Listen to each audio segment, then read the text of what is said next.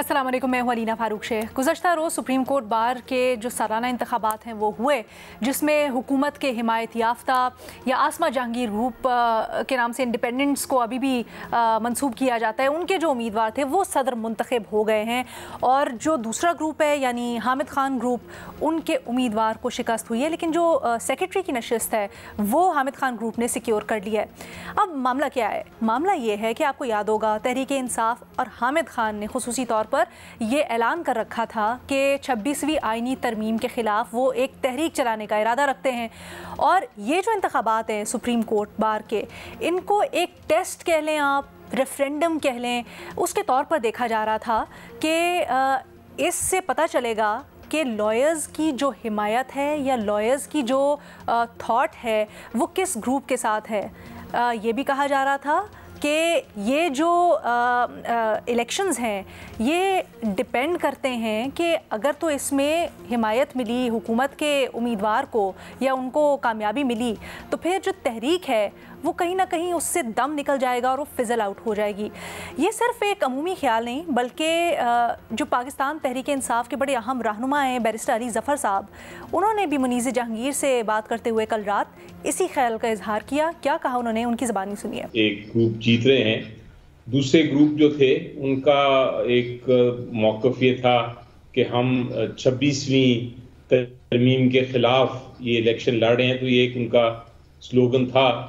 और अगर ये फैसला आता है इसके अगेंस्ट, तो फिर नेचुरली एक बहस तो छिड़ेगी और उस बहस में ये एक मौक़िफ़ ज़रूर वज़न रखता है कि आपका जो वकला जो सुप्रीम कोर्ट के वकला हैं, सीनियर वकला हैं, उन्होंने ये 26वीं तरमीम को एक्सेप्ट कर लिया है और वो चाहते हैं कि इसके तहत काम और कार्रवाई आगे चलाई जाए। ये भी कहा जा रहा था ना, हामिद खान ग्रुप साहब जो है वो ये कह रहे थे कि जी हम एक तहरीक चलाएंगे 26वीं आईनी तरमीम के खिलाफ। फिर ये भी कहा कि 27वीं आईनी तरमीम आ रही है, उसके खिलाफ भी एक तहरीक चलेगी।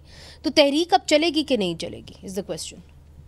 देखिए, तहरीक तो चल सकती है, उसको तो आप नहीं रोक सकते या उसको इसके साथ आप नहीं टाई इन कर सकते जो इलेक्शन का रिजल्ट है। लेकिन वो तहरीक एकदम नहीं चलती। तहरीक जो हैं, उन तहरीक का आप तारीख में देखें तो जो तहरीकें हैं वो एक मोमेंटम आहिस्ता आहिस्ता उनको मिलता है और फिर वो बढ़ती हैं। फिलहाल तो यही नज़र आता है कि अगर ये इलेक्शन का रिजल्ट इस तहरीक के खिलाफ होगा, तो फिर वो तहरीक अगर चलानी है तो उसमें और दिक्कतें आएंगी और वो और मज़ीद वक्त लेगा। अली ज़फ़र का आपने बयान मुलाहिज़ा किया। बार में अक्सरियत होने का या उसकी माइट एंड पावर साथ होने के और भी बड़े फ़वाइद हैं, क्योंकि हुकूमत ये इरादा रखती है मज़ीद लेजिस्लेशन करने की, मज़ीद कानून साजी करने की। तो उस एतबार से भी ये क्या अहमियत होगी इस इलेक्शन की और इस हिमायत की। और मोस्ट इम्पॉर्टेंटली ये जो वकला तहरीक का ऐलान किया जा रहा था, क्या अब इस इलेक्शन के नताइज से ये ज़ाहिर होता है कि वो जो बातें हो रही थी आईनी तरमीम के खिलाफ एहतजाज की, वो एहतजाजी तहरीक कहीं ना कहीं दम तोड़ गई है? अपने तजियाकारों से राय जानते हैं। हमें ज्वाइन करें इसके लिए पैनल के ऊपर शहजाद इकबाल साहब, सुहेल वड़ायत साहब, सलीम साफ़ी साहब और उमर चीमा साहब भी हमारे साथ मौजूद हैं। सुहेल साहब, आप कहिएगा, शुरू यहीं से करते हैं कि जैसे कहा जा रहा है कि तहरीक का जो दारोमदार होता है वो सिर्फ किसी एक इवेंट के ऊपर नहीं होता, एक मोमेंटम होता है जिसको पकड़ना होता है।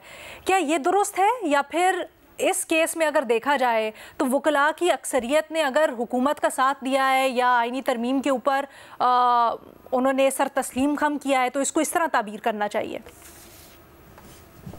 देखिए, इसके बारे में मैं बैरिस्टर अली ज़फ़र साहब की जो राय है उससे बहुत हद तक इत्तफाक करता हूँ, लेकिन गुजारिश ये है कि ये जो वकीलों की ग्रुपिंग है ना, इसको आप हुकूमत या अपोजिशन के तौर पे ना लें।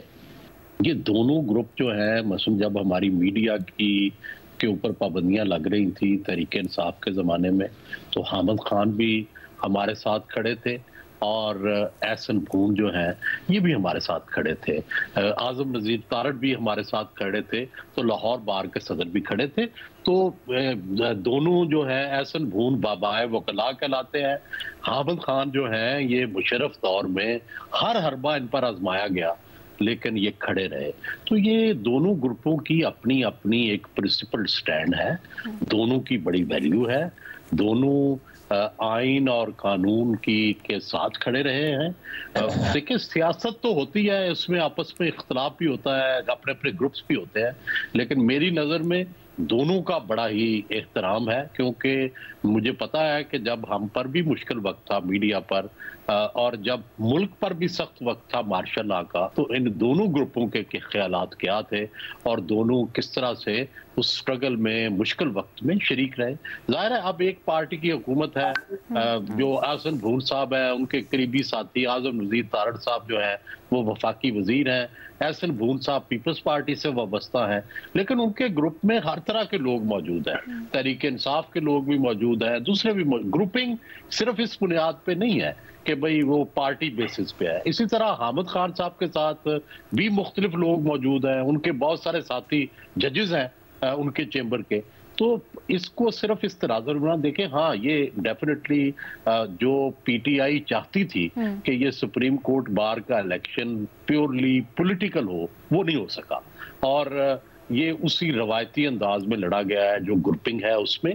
और डेफिनेटली इससे जो पीटीआई के जो इंतहा पसंद है, उनका ये जो प्लान था कि भाई हम जो बार हैं इनको, जिस तरह अदलिया की तहरीक में बार्स बहुत एक्टिव थी, उनको आगे लगाएंगे, वो नहीं हो सका। तो इसलिए इस हद तक तो मैं बैरिस्टर अली जफर साहब से भी एग्री करता हूँ कि जाहिर है अब दिक्कतें पेश आएंगी उनको। तहरीक तो चल सकती होती है, अपोजिशन में भी हो, तब भी इतने लोग तो होते हैं आपके साथ के तहरीक चल रहे, 1100 वोट उन्हें भी मिले हैं, ठीक है। तो इसलिए तहरीक चल सकती है, लेकिन ये एक धचका जरूर है इनकी प्लानिंग का, क्योंकि पीटीआई जो है मुसलसल, आप ये देखें कि जनरल फैज के वाक़े के बाद से, जब से उनके कोर्ट मार्शल का ऐलान हुआ है, मुसलसल उनका वो पीछे क्यों गए हैं हर मामले में। IMF का फैसला हो, उसके बाद जो है रैलीज हो, उसके बाद अदलिया हो, जो जो उनके फेवरेट्स जो डिसीजन होने थे कोर्ट के अंदर, अवाम के अंदर, फाइनेंशियल अदारों के अंदर, फौज के अंदर, वो सारे ही रिवर्स हुए हैं। तो इसलिए वो तो मुसलसल, मेरा ख्याल है कि उनकी पेशीन गोइयाँ, उनके अंदाजे मुसलसल नाकाम हो रहे हैं। और जाहिर है जब आपको डिफीट्स मिलती हैं यके बाद दीगरे, तो उसके बाद एक मायूसी भी आती है, एक फ्रस्ट्रेशन भी आती है, और फिर सफ़ें भी टूटती हैं। तो आप वो देख रहे हैं कि सफ़ें भी टूट रही हैं, मायूसी भी बढ़ रही है, लेकिन फ्रस्ट्रेशन में फिर आपपसंदी भी आ जाती है। तो ये तीनों चीजें हम देख रहे हैं। उसकी वजह यह है कि कोई खान साहब जो है वो माशाल्लाह बहुत पॉपुलर है, मगर वो वाइज आदमी अपने पास नहीं रखते। दुनिया में अकबर बादशाह हमारे बड़े सगीर में बहुत बड़ा बादशाह होता है, अनपढ़ था, लेकिन उसने दुनिया के हीरे इकट्ठे कर लिए। अबुल फजल, फैजी, टूडरमल, ठीक है, इस तरह बीरबल, ये सारे अपने अपने शोबों के एक्सपर्ट थे। खान साहब किसी से ना मशवरा लेते हैं ना उसको अहमियत देते हैं। तो जब बंदा खुद ही इतना सियाना हो, तो फिर ये जब खुद ही बंदा इतना सियाना हो कि उसको किसी मशवरे की जरूरत ना हो, तो फिर इस तरह के धचके लगते हैं। अच्छा, पहले उनको, ये बड़ा इंटरेस्टिंग है आप जो धचका कह रहे हैं ना सर, ये बड़ा इंटरेस्टिंग इसलिए भी है शहजाद, क्योंकि हमने देखा जब बिलावल 26th अमेंडमेंट के लिए रैली कर रहे थे और मुख्तलिफ बाज़ में जा रहे थे, तो वहाँ पर तो लॉयर्स ने बड़ा खुल के इजहार भी किया, अपनी नागवारी का, शिकवे शिकायत भी किए, और वही एक्सपेक्ट किया जा रहा था कि शायद कुछ रिज़ल्ट भी आएगा। लेकिन क्यों बिल्कुल रिज़ल्ट मुख्तलिफ आ गया? और इसका वो जो एहतजाजी तहरीक पाकिस्तान तहरीक इंसाफ चलाना चाह रही थी, उसके ऊपर असर क्या समझते हैं आप? बहुत शुक्रिया अलीना। पिछले हफ्ते मेरी भी कुछ लोगों से बात हुई कराची में, जो कि इन्फ्लुएंशियल लॉयर्स हैं और इंडिपेंडेंट ग्रुप से ही ताल्लुक रखते हैं। आसमा जहांगीर ग्रुप जो कल जीता है उनसे ही ताल्लुक था, और उनको भी ये लग रहा था कि ये 26वीं तरमीम के बाद जो है हमारे जीतने के इम्कानात थोड़े से कम हो गए हैं, हमें डेंट जरूर पड़ेगा। लेकिन कल जो रिजल्ट आया उसमें तो सेक्रेटरी जनरल की तो आपने बात की, लेकिन अदरवाइज जो रिजल्ट है वो इंडिपेंडेंट ग्रुप के हक में गया, तो ये उनके लिए भी थोड़ा सा सरप्राइज जरूर था। बट ये सोहेल साहब की बात दुरुस्त है कि आमतौर पे जो ये इलेक्शंस होते हैं इसमें डिवाइड इतना क्लियर नहीं होता, ये ग्रुपिंग इतनी क्लियर नहीं होती कि ऑपोजिशन की साइड पे कौन है और हुकूमत में कौन है। लेकिन इस मरतबा क्योंकि ये 26वीं तरमीम का मामला था, बयानात इस किस्म के आ रहे थे, तो जरा डिवीजन जो है वो ज्यादा क्लियर था।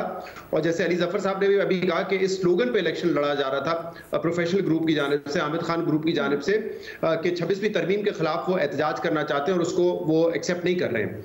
तो इस दफा मेरे ख्याल से थोड़ा सा ज्यादा आम इलेक्शंस के मुकाबले में एक ग्रुपिंग देखी जा रही थी कि कौन हुकूमत की साइड पे खड़ा है, कौन 26वीं तरमीम के हक में है, कौन उसके खिलाफ है। लेकिन मुझे वैसे अगर मेरी जाती राय में आप पूछें तो मुझे इस इलेक्शन से पहले भी कोई खास ऐसी मूवमेंट होती हुई नजर नहीं आ रही थी कि लॉयर्स निकलेंगे 26वीं तरमीम के खिलाफ एहतजाज करेंगे। और ना हमने पहले देखा, क्योंकि ये डिस्कशन इतनी एक अरसे तक चल रही थी, खतो किताबत जरूर हुई, जो मुख्तलिफ बार्स हैं उन्होंने खत लिखे, अपनी जो नाखुशगवारी उसका इजहार किया, लेकिन बाकायदा जो एक आपको लगता है ना कि एनवायरनमेंट पैदा हो रहा है कि वकला सड़कों पे आने के लिए तैयार हैं, ये हमने नहीं देखा था। खासतौर पे जो इंसाफ लॉयर्स फोरम है, आपने देखा इस्लामाबाद में उन्होंने एहतजाज किया, कुछ और शहरों में किया, कोई बड़ी तादाद में वहां पे लोग निकले नहीं। ना सिर्फ जो पीटीआई के हिमायती वकला हैं वो, ना पीटीआई बतौर जमात इस वक्त मुझे इस पोजीशन में नजर आ रही है कि वो सड़कों पे निकलने के लिए तैयार हैं। 2-3 मरतबा उन्होंने अटेम्प्ट किया, आपने देखा है गंडापुर साहब कभी लाहौर से वापस चले गए, कभी लाहौर देर से पहुंचे, कभी वो डी चौक पे आने के बजाय केपी हाउस चले गए, तो वो भी उनका भी मोमेंटम उस तरीके का नजर नहीं आ रहा, ना इतने लोग उनके साथ निकलते हुए हमें नजर आए। और अब खुद उन्होंने पॉलिसी तब्दील करके एहतजाज से जलसों पे चले गए। तो मुझे जो इस वक्त मुल्क में एक एनवायरनमेंट क्रिएट हुआ है जिसमें खौफ भी है, जिसमें डर भी है, लोगों को उठाया भी जा सकता है, तो वो एक मुमकिन वजह हो सकती है। लेकिन मुझे नहीं नजर आ रहा कि इस वक्त कोई ऐसा एनवायरनमेंट है कि लोग सियासी जमात या फिर वकला निकलने के लिए तैयार है। ये तब्दील हो जाए, जैसे अली जफर साहब कह रहे हैं कि आहिस्ता आहिस्ता मोमेंटम बनता है, वो अलग बात है। मुझे तो नहीं लगता कि ये इलेक्शन उस पर खास उसका फर्क पड़ा है, उससे पहले भी मुझे नहीं ज्यादा लग रहा था। अच्छा, हालांकि सलीम साहब लाहौर बार के ऊपर तो बड़ा असर और रसूख पाकिस्तान तहरीक इंसाफ का, खासकर जो वहाँ पर ओहदेदारान हैं वो पीटीआई बैक्ड हैं, फिर इसी तरह से खैबर पख्तूनख्वा में भी। लेकिन सर आप इस शिकस्त को कैसे देखते हैं? ख्वाजा साद रफ़ीक कहते हैं कि इस शिकस्त का तो मतलब है कि वकला ने नफरत और तकसीम की सियासत को रद्द कर दिया है। नहीं, मैं नहीं समझता कि ये इसी तरह, ना तो जो एक ग्रुप है वो कोई उनका पॉलिटिकल कोई लीगल विंग नहीं है पीटीआई का, और जो आसमा जहांगीर ग्रुप है वो कोई मुस्लिम लीग नून का विंग नहीं है। जिस तरह पहले सुहेल साहब ने कहा कि इसमें एक ग्रुप में भी मुख्तलिफ पार्टियों से ताल्लुक़ रखने वाले लोग मौजूद है और दूसरे में भी मौजूद है। हाँ, उधर हामिद खान साहब की वजह से वो ग्रुप ऐसा तस्वर किया जाता है जैसा कि तहरीक इंसाफ का हिमायत याफ्ता या असर और रसूख हो, तो इसलिए उसको ये रंग दिया जाता है। तो बहरहाल तहरीक इंसाफ के लिए एक दचका और इसके लिए एक बूस्ट है मुस्लिम लीग नून के लिए, लेकिन इसको बाकायदा इस तरीके से कि जैसे मुस्लिम लीग नून की फतह हुई है और पीटीआई को शिकस्त हुई है, ये रंग देना मेरे ख्याल में ये मुनासिब नहीं है। सर सवाल तो इसलिए उठता था क्योंकि हामिद खान साहब खुद मंसूब कर रहे थे इस इलेक्शन से पूरी की पूरी तहरीक को। इससे मुतल्लिक आप क्या सोचते हैं? क्या अब इम्कानात कम हो गए हैं, क्या अब रुकावटें ज़्यादा होंगी, या आपको अभी भी कहीं ना कहीं लगता है कि तहरीक पकड़ सकती है ज़ोर? जी यकीनन, अब जिस तरह अली जफर साहब खुद मान रहे हैं कि अब उनके लिए तहरीक उठाना इतना आसान नहीं होगा जितना कि पहले तस्वर किया जा रहा था। अगर उनका ग्रुप जीत जाता हामिद खान साहब का, तो उस सूरत में उनके लिए एक तहरीक बर्पा करना निस्बतन आसान होता। उमर चीमा साहब, आपका क्या तज्जिया है? क्या फैक्टर्स हो सकते हैं जो हमने देखा कि लॉयर्स की राय कदरे मुख्तलिफ हुई और फिर इलेक्शन में जो रिजल्ट सामने आया? अलीना, मेरा ख्याल है कि कोई लॉयर्स को बहुत ज्यादा प्रॉब्लम नहीं है 26 अमेंडमेंट के साथ। अच्छा। ये इसी तरह है कि जैसे कोई टाइमिंग की बात कर रहे होते हैं, जिस तरह कोई 63A की बात हो रही होती थी तो वो कह रहे थे फैसला गलत नहीं है, टाइमिंग गलत है। इसी तरह जो 26वीं आईनी तरमीम है, इसके हवाले से कई लॉयर्स जो हैं उनका ख्याल था कि इसमें जजेस जो हैं इनका सिस्टम अकाउंटेबिलिटी का बेहतर होना चाहिए। लेकिन ये है कि चूंकि टाइमिंग किसको सूट कर रही है वो उस लिहाज से उसको अप्रिशिएट कर रहा था, जिसको नहीं सूट कर रही थी वो अप्रिशिएट नहीं कर रहा था, तो ऐसा कोई प्रॉब्लम है नहीं। और फिर ये जो तहरीक की बातें चल रही थी, तहरीक किसने चलानी है? क्या पीटीआई ने चलानी है या पीटीआई के अलावा कोई और जमात भी है? जो बाकी इसके अलावा जमातें हैं, अपोजिशन में एक और जो प्रोमिनेंट जमात थी वो मौलाना फजलुर रहमान की थी, वो भी इसको वोट दे चुके हैं, तो पीछे पीटीआई बचती है। तो पीटीआई के तो अपने इश्यूज काफ़ी हैं, तो वो तहरीक को चलाते तो वो तो फिर पीटीआई की समझी जाती। जहाँ तक लाइफ का तल्लक है, यानी कि लाइफ का आप यही देख लें कि जो पहले भी जो सुप्रीम कोर्ट बार के प्रेसिडेंट हैं, फुल कोर्ट रेफरेंस में उन्होंने काजी फायजीसा साहब के साथ तावन ही किया है, कोई डिफाइंस उन्होंने शो नहीं की। कोई चीज़ें हैं कि जो वो सियासी तौर पे या एक पब्लिक कंजम्पशन के लिए कर रहे होते हैं। बाकी यहाँ तक ये बात है कि क्या इसका फर्क पड़ता है या नहीं पड़ता, कि अगर कोई फॉर एग्जांपल के इस पे कोई एहतजाज होना हो तो क्या अगर आजम नजीर तारड़ साहब का या एहसन बोन साहब या ओवरऑल जो उर्फ़-ए-आम में आसमा जहांगीर ग्रुप जो है, यानी कि क्या आसमा जहांगीर ग्रुप के पास जाने का मतलब है कि एहतजाज नहीं हो सकता? मेरा ख्याल नहीं हो सकता। और ये बड़ा फर्क पड़ता है कि who is in a leadership position. मैं कहता हूं कि बेशक 2 वोट से कोई जीते, तो जिसके पास एक अम्ब्रेला आती है, आपके पास जो फोरम आता है सुप्रीम कोर्ट बार का फोरम जिसके पास है, और या उधर उनके पास जो पाकिस्तान बार काउंसिल है उसकी भी जो लीडरशिप है, यही जो ग्रुप है इन्हीं के पास है, तो मेरा नहीं ख्याल कि बाकी जो लोग हैं वो किस तरह एहतजाज करेंगे, वो किस फोरम से आएंगे, कौन सी अम्ब्रेला इस्तेमाल करेंगे।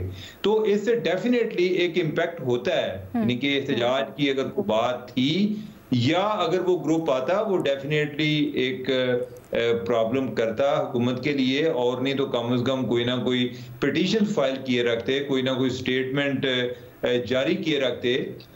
मेरा पिटीशन फाइल हुई थी, पिटीशन फाइल हुई है, अगर मैं गलत नहीं हूँ तो पेशावर हाई कोर्ट में शायद चैलेंज किया गया है इसको, और फिर किसी और कोर्ट में भी मेरा ख्याल है कोर्ट साहब ने किया है 26वीं आईनी। अब यही है ना, फिर अब यही है कि जो नए चीफ जस्टिस साहब हैं वो तो 26वीं आईनी तरमीम के तहत 26वीं आईनी तरमीम के तहत वो ओथ भी ले चुके हैं, तो इसका मतलब है कि वो जो तरमीम है वो लागू तो हो गई है।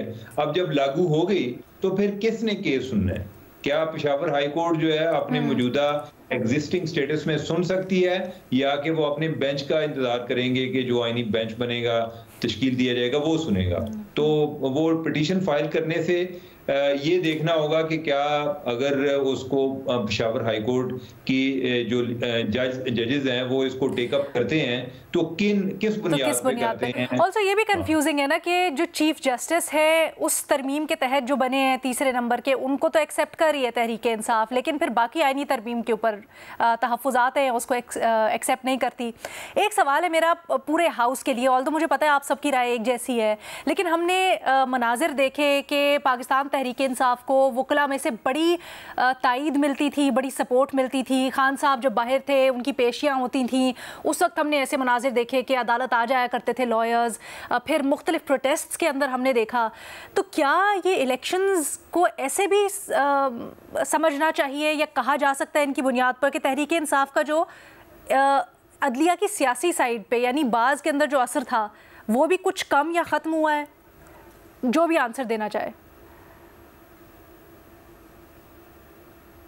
अलीना, मैं तो यही समझता हूँ कि जो ओवरऑल हमें जो 4 चेहरे नजर आते हैं, इसका ये मतलब तो नहीं कि वो सारे हैं। वो आज भी इमरान खान के साथ खड़े हैं और वो कई लिहाज से बेनिफिशरी भी हैं, लेकिन सारे तो उस सिस्टम के भी बेनिफिशरी नहीं है। जो उनसे अलग हैं वो अलग ही हैं, वो पहले भी अलग थे। या ये जो ग्रुप जीता है, जो ओवरऑल इसकी लीडरशिप है, ये तो पहले भी दूसरी साइड पे खड़ी थी, तो उनके साथ लोग तो हैं। अब अगर उनका ग्रुप हामिद खान ग्रुप अगर उसको शिकस्त भी हो जाती है तो इसका ये मतलब तो नहीं है कि वो उनकी कोई तादाद बहुत ही कम हो गई है, यानी कि कोई नहीं। असर कितना कम होगा अब, एज इन पॉलिटिकल असर जो होता है?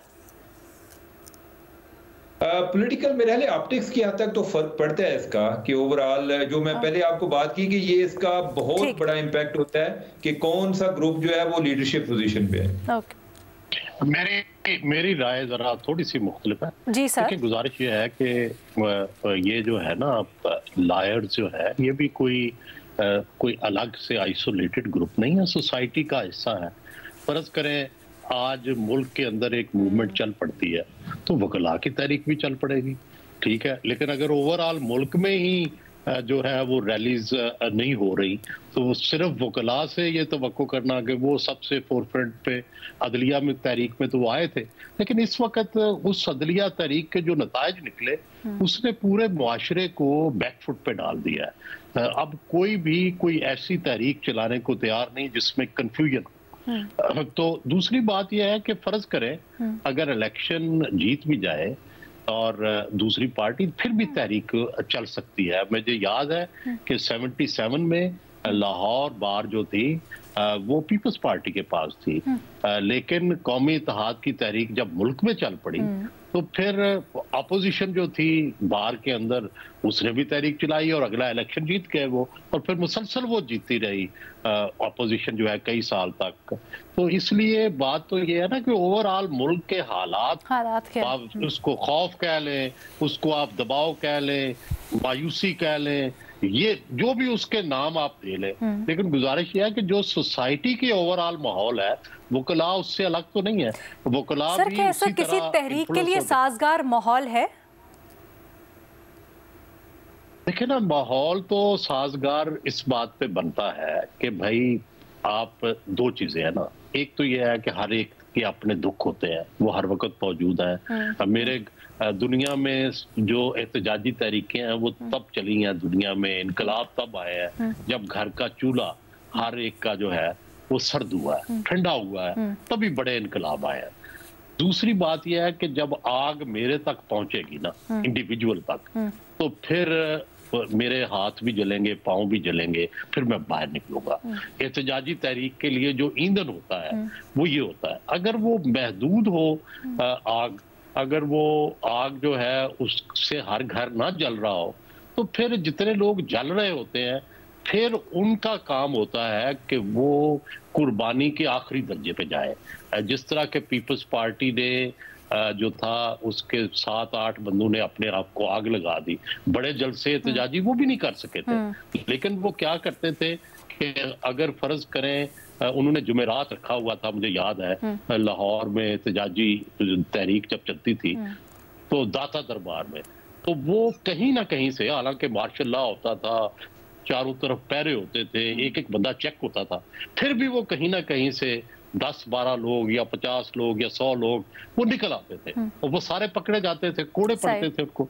लेकिन फिर आपको एग्जाम्पल सेट करनी पड़ती है। जब सोसाइटी आपका पूरी तरह साथ न दे तो फिर आप एग्जाम्पल सेट करते हैं, फिर सोसाइटी फॉलो करती है। प्रॉब्लम ये हो रहा है कि वो एग्जाम्पल सेट करने वाले दलेर लोग छुपे हुए हैं माशाल्लाह, और वो दूसरों को कहते हैं कि आप निकलें और हम तो जनाब बड़ी सेफ प्लेस पे रहेंगे। तो इस तरह तो तहरीकें नहीं चलती ना। तहरीक चलने के लिए सबसे पहले खुद कुर्बानी देनी पड़ती।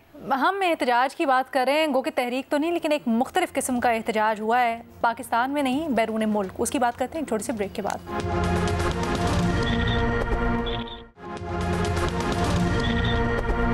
बरतानिया का एक बड़ा मोतबर इंस्टीट्यूट है, कानूनी इंस्टीट्यूट मिडल टेम्पल, वहाँ पर कल काजी फायज ईसा एक तकरीब के सिलसिले में गए, उनको बेंचर मुंतखब किया गया है। ऐसा ही है जैसे किसी इंस्टीट्यूट का प्रिंसिपल या जो इंतज़ामी उमूर होते हैं इंस्टीट्यूट के, उसमें एक एजाज़ी पोजीशन।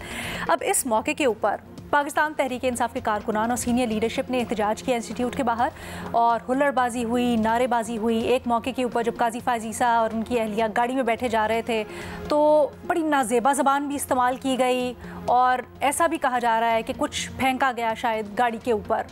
खैर, इसके ऊपर दो राय पाई जा रही है। एक तरफ तो इस वाक़े की मजम्मत की जा रही है शदीद अल्फाज में और कहा जा रहा है किसी तरह से भी एक्सेप्टेबल नहीं है ये रवैया। दूसरी जानिब ये कहा जा रहा है कि एहतजाज तो बुनियादी हक है, एहतजाज में कोई कबाहत नहीं है। तो अपने तजियाकारों से जानते हैं कि ये जो सारी की सारी एपिसोड हुई है उसके ऊपर क्या राय रखते हैं। शहजाद, क्या कहेंगे? आपने कहा कि खासा एहतजाज किया गया, मुझे नहीं लगता कि कोई बहुत बड़ा एहतजाज था। इतने लोग वहाँ पे मौजूद थे नहीं, जो मैंने थोड़ी बहुत रिपोर्टिंग या वीडियोस देखी हैं। और पहले तो इन वीडियोस पे उनकी हरकतों पे वाकई बड़ा गुस्सा आता था कि यार ये क्या हरकत कर रहे हैं पाकिस्तानी, मतलब बरतानिया में ठीक है आप एक जगह का तयन करके एक वक्त का बताकर आप एहतजाज कर सकते हैं, लेकिन अब जितने रेगुलरली, चाहे वो एवन फील्ड के बाहर हो या यहाँ पे एहतजाज हो, जितने रेगुलरली हो रहे हैं, जिस तरीके से हो रहे हैं, तो अब उस पर अफसोस मुझे कम होता है। बाज़ वीडियोस देख के तो हंसी आती है। बल्कि आज मैंने मुर्तज़ा अली शाह साहब ने भी 2-3 वीडियोस बनाई वहां पर, जब उन्होंने देख लिया लड़कों ने और वहां पे जो लोग मौजूद थे कि काजी साहब ने शायद डक किया अपनी गाड़ी में अपना चेहरा छुपाने के लिए, वो जो एक्साइटमेंट थी उनकी, वो हमें पता नहीं क्या मिल गया है, खजाना हमारे हाथ लग गया है। तो मैंने मुर्तज़ा अली शाह साहब को मैंने मैसेज किया, मैंने कहा यार how do you keep a straight face while doing this. तो खैर वो साफी है, उनको अपना जिम्मेदारी जो है फ़राइज़ अपने अंजाम देने पड़ते हैं। तो मुझे तो अब बाकायदा कुछ ऐसे लगते हैं कि वहाँ पे कुछ यंगस्टर्स भी हैं, कुछ यूथ भी हैं, ओवर एक्साइटेड हो जाते हैं। बहरहाल एहतजाज आप करें, आपका हक है, लेकिन गाड़ियों को मारना या इस तरीके से करना ये मेरे ख्याल से अलाउ नहीं होना चाहिए। लेकिन यहाँ पे अब जो बात हो रही है कि केसेस यहाँ पे बनाए जाएंगे, उनके पासपोर्ट मंसूख किए जाएंगे, ये वैसे किस कानून के अंडर होगा मुझे नहीं पता, क्योंकि लॉ ऑफ द लैंड तो बरतानिया का है। अगर वहाँ पे जिन लोगों ने परमिशन लेके एहतजाज किया उन्होंने कोई खिलाफ वर्जी की है तो उनके खिलाफ अगर कोई मुकदमा बनेगा तो बरतानिया में बनेगा। हम अगर उस बुनियाद पे यहाँ पे केसेस बनाने बैठ जाएंगे, और आपको पता है सिलेक्टिवली होगा ना, कल साकिब निसार साहब पे अगर जाते हैं बरतानिया और वहाँ पे कुछ नून लीगी उनके खिलाफ नारेबाजी करते हैं या उनकी गाड़ी को रोकते हैं, यहाँ तो उस वक्त आपको पता है वहाँ पाकिस्तानी हाई कमीशन ना बरतानिया में कोई इस तरह की बात करेगा ना यहाँ पे एक्शन होगा। तो इसलिए भी ये तो पिक एंड चूज हो जाएगा। तो मैं वैसे खिलाफ हूँ इस किस्म के जो वायलेंट एहतजाज, वो तो खैर वायलेंट तो नहीं था, लेकिन जो भी एक बदतहजीबी के जो जुमरे में आते हैं मैं उसके खिलाफ हूं। लेकिन कानूनी कार्रवाई अगर इस पे होनी है तो बरतानिया में होनी है। अगर उनके कानून की खिलाफ वर्जी हुई है, पाकिस्तान में पासपोर्ट मंसूख करना, CNIC मंसूख करना, मेरे ख्याल से ये थोड़ा ओवरडू करना होगा और इसमें विक्टिमाइजेशन ज्यादा नजर आएगी। अच्छा सलीम साफी साहब, ये जो सियासी इख्तलाफ के ऊपर इतना शदीद रद्द-ए-अमल देना, आप इसको कैसे देखते हैं? क्या ये एहतजाज है, पॉलिटिक्स में ऐसा होता है या ये ज़रा ज़्यादा और? लेकिन पहले तो ये बात अफसोसनाक है कि देखिए इंडियन अब वो अमेरिका में या वहाँ पे बरतानिया में या किसी और जगह जब होते हैं तो वो अमूमन सिर्फ इंडियन ही होते हैं। वहाँ उनकी ये तकसीम नहीं है कि ये कांग्रेस है और ये बीजेपी है और इसकी बुनियाद पे वो लोग वहाँ सियासत नहीं करते। लेकिन पाकिस्तान की ये बदकिस्मती है कि वहाँ हमारे लोग एक तो फ़िक़ा और फ़िरक़ों की बुनियाद पे भी तकसीम हैं और फिर वो सियासी बुनियादों पे भी तकसीम है, और फिर वहाँ पे वो पाकिस्तानी सियासत को इस अंदाज में करते हैं। जिस तरह शहजाद ने कहा कि बिल्कुल ये दुरुस्त है कि एहतजाज करना हर किसी का हक है, लेकिन वो अखलाकी हदूद के अंदर करना चाहिए, क्योंकि इस अगर बदअखलाकी करें या इस तरह की कोई हरकत करें तो ख़ुद उस कौम की नज़रों में भी हम गिर जाते हैं, क्योंकि उनके अपने कुछ वैल्यूज़ हैं, उनके एहतजाज और उस सब चीज़ों का महज़ब अंदाज है। तो उसमें फिर अगर हम गैर महज़ब तरीके से कुछ करें तो पाकिस्तान की बदनामी का भी बायस बनता है। एक थोड़ी सी ब्रेक लेते हैं, उसके बाद वापस आएंगे। सुहेल साहब और उमर चीमा साहब का तज्जिया। लंदन में जो मुजाहिरे हुए काजी फायजी साहब के सामने, उसके ऊपर मजम्मत भी आ रही है, लेकिन कुछ लोग इसको बुनियादी हक और एहतजाज का हक कह रहे हैं। इसके ऊपर अपने तज्जियाकारों की हम राय जान रहे हैं। सुहेल साहब, क्या राय आपकी? मेरी जो राय है, मैं काफ़ी अरसा ना कॉलेज में पढ़ाता रहा हूँ, अब भी यूनिवर्सिटी में पढ़ाता हूँ, तो मैं तो ये जो PTI वालों को देखता हूँ तो मुझे अपनी क्लास के शरारती बच्चे याद आ जाते हैं। और मेरा एटीट्यूड इनके बारे में यही है कि शरारती बच्चों को का हल जो है वो सजा देना नहीं होता, उनकी नफ्सियाती ट्रीटमेंट होती है। और एक जो अच्छा टीचर है वो या तो वक्त का इंतजार करता है या फिर उनसे एक साइकोलॉजिकल गेम खेलता है। तो मुझे ये लगता है कि जाहिर है गवर्नमेंट ऑफ पाकिस्तान या पर्सन्स तो उनके साथ नफ्सियाती गेम नहीं खेल सकते टीचर की तरह, लेकिन मुझे ये लगता है कि ये सारे हैं तमाशागर। तो तमाशागर का जो तमाशा होता है ना, वो जब नया नया साल 2 साल तो अच्छा लगता है, लेकिन आहिस्ता आहिस्ता वो फेड हो जाता है। बार बार एक ही तमाशा आप कितनी बार देखेंगे? तो फिलहाल तो ये तमाशा चल रहा है। लेकिन अगर आपने इसको सख्ती से रोका, आपने शरारती बच्चों को सजाएं दे दी, तो वो एक स्कैंडल बनना शुरू हो जाएगा। इसकी बजाय इनको इग्नोर करें। नफ्सियाती तौर पर इसका हल यही है कि सब्र से इंतजार किया जाए इनकी करेक्शन का, और दूसरा पाकिस्तान से हम हार्डली उन्हें कंट्रोल कर सकते हैं। और मुझे ये इल्म है कि वहाँ पे यूके के अंदर ये जो सारे यूट्यूबर्स हैं, पीटीआई की और इनकी शदीद लगती है आपस में। जो पीटीआई की पार्टी है उसकी इनके साथ शदीद इख्तलाफात है और एक दूसरे को बर्दाश्त नहीं करते। लेकिन चूंकि इस मामले में तमाशे में तो सब आना चाहते हैं, सब अपने आप को दिखाना चाहते हैं, तो आप इसको तमाशा समझें। ठीक है, वो बंदा तकलीफ में आता है, उसके सपोर्टर्स को भी तकलीफ में आते हैं, लेकिन अगर आप उस तकलीफ का मदावा करना चाहेंगे किसी एक्शन से, तो वो उसका नुकसान होगा लॉन्ग टर्म में, मुल्क को भी नुकसान होगा, उस शख्सियत को भी नुकसान होगा। ये ऐसे ही है कि जो दुनिया में आज तक जिसने पत्थर खाए हैं वो हीरो बना है या पत्थर मारने वाले हीरो बने हैं। पूरी तारीख देख लें कि पत्थर खाने वाले हीरो बन जाते होते हैं। ये गलीलियो को जब सजाए मौत दी जा रही थी ना, तो सारा एथेंस खुश था, ठीक है, कि आज हमने एक जो बदमज़हबा है इसको सजा दे दी। और आज सारी दुनिया क्या उसको जो सोक्रेटिस है, आज उसको वो कहाँ, सोक्रेटिस को आज कहाँ वो जो है वो प्लेस कर रहे हैं। तो इसी तरह ये पता नहीं होता तारीख का रुख कि आज काजी फायज ईसा को जो सारे पत्थर मार रहे हैं, कल काजी फायज ईसा कहाँ प्लेस होगा, जस्टिस मंसूर अली शाह कहाँ प्लेस होंगे। जब भुट्टो को फांसी दी जा रही थी, मुझे याद था, मैं उस वक्त कॉलेज में पढ़ता था, तो मुझे अच्छी तरह याद है कि उस वक्त कौम 50-50% बटी हुई थी और बाज़ लोग समझते थे कि ये भुट्टो का इसके अलावा इलाज ही कोई नहीं।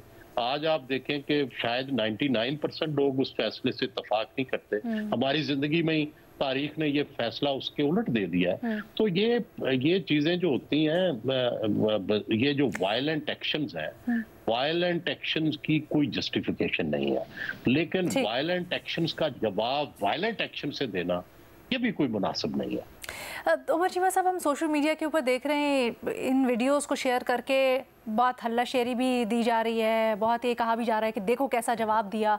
क्या आप समझते हैं कि ये कहीं ना कहीं सोच की तर्जुमानी करता है जो अक्सरियत की है अवाम की, या आप समझते हैं कि इसके असरात मुख्तलिफ भी हो सकते हैं?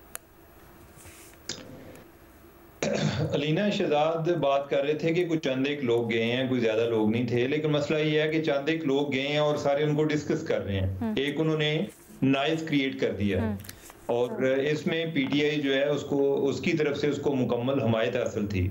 बहुत सारे लोग हैं कि उनकी ख्वाहिशों की तर्जुमानी हुई जो कि खुद उधर मौजूद नहीं है। मैं आज कई लोगों को देख रहा था, कोई कह रहा था जी कि इनको अपना हुलिया बदल लेना चाहिए, कोई कुछ कह रहा था, किसी ने पहले कहा तो उसने कहा कि मैंने पहले कह दिया था, यानी कि उनकी एक कंफर्मेशन एक तरह से उनको हुई जी कि अल्लाह का शुक्र है कि हमारी बात ठीक हो गई है। तो इसका मतलब यह है कि जो लोग, बहुत सारे ऐसे लोग हैं कि जो उधर मौजूद नहीं थे लेकिन वो इस रवैये को अप्रिशिएट कर रहे थे कि चलें हम उधर नहीं है लेकिन कोई हमारी नुमाइंदगी करने के लिए लोग तो उधर मौजूद थे। ओवरऑल ये जो काम कर रहे थे ये सियासत नहीं है।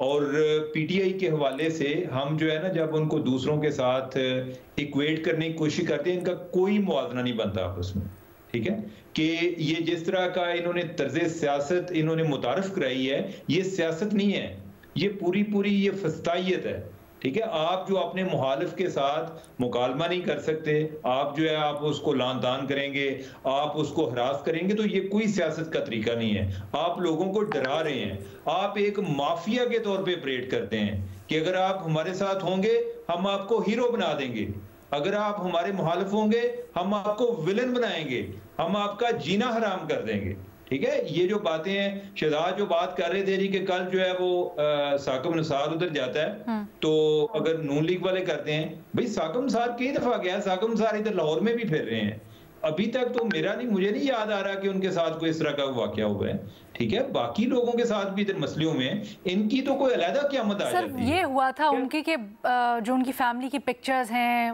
प्राइवेट उनके मोमेंट्स है वो लीक हुए थे और बड़े शेयर करके उसके ऊपर गलीज ज़बान इस्तेमाल की गई थी। तो गलीज ज़बान देखिए, गलीज होता तो दूसरी तरफ से भी है अलीना। सोशल देखें, आप जो है ना, आप इस चीज को इक्वेट कर रही हैं। मैं ये बात कर रहा हूं कि किसी जगह पे एहतजाज हुआ, उसको कहीं पकड़ के उन्होंने रोक लिया, किसी उसकी गाड़ी को इस तरह उन्होंने कुछ किया। अब ये दो चीजों को मिला नहीं सकते। सोशल मीडिया पे किसके साथ नहीं हो रहा, हर एक के साथ हो रहा है। और बाय द वे उधर भी ये गांधी इन्होंने शुरू किया हुआ है, ठीक है। बाकी लोग जो है वो इनको कैचअप करने की कोशिश कर रहे हैं, वो नहीं कर पा रहे, और वो उनको करना भी नहीं चाहिए, ना उनका फील्ड है, ठीक है। ये जो तरीका है इसको हर सूरत में डिस्करेज करना चाहिए। और ये जब तक चलता रहेगा, जो सुहेल साहब बात कर रहे थे, सुहेल साहब की बात ठीक है कि basically it's a matter of time, कि इसका कोई फौरी तौर पे सोल्यूशन नहीं है।